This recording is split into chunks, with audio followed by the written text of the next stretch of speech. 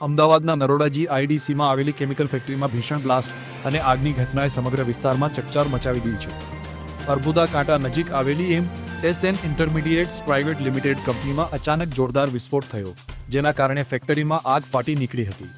ઘટનાની જાણ થતાં ફાયર બ્રિગેડની 6 થી વધુ ગાડીઓ તાત્કાલિક ઘટના સ્થળે પહોંચી ગઈ હતી। પ્રાથમિક માહિતી મુજબ હાઇડ્રોજન ભરેલી ટેન્કમાં આગ લાગતા પ્રચંડ બ્લાસ્ટ થયો હતો। બ્લાસ્ટ એટલો જોરદાર હતો કે નજીકમાં ઉભેલા એક ટ્રકમાં પણ આગ લાગી ગઈ હતી। આ ઘટનામાં 3 લોકો ગંભીર રીતે ઈજાગ્રસ્ત થયા હતા, જેમાંથી એક વ્યક્તિનું સારવાર દરમિયાન દુઃખદ મોત થયું છે, જ્યારે અન્ય 2 લોકોને હોસ્પિટલમાં સારવાર માટે ખસેડવામાં આવ્યા છે।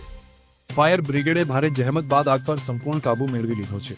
હવે એફએસએલ પોલીસ, ફેક્ટરી ઇન્સ્પેક્ટર અને જીપીસીબીની ટીમ ઘટના ચોક્કસ કારણોની તપાસ કરી રહી છે।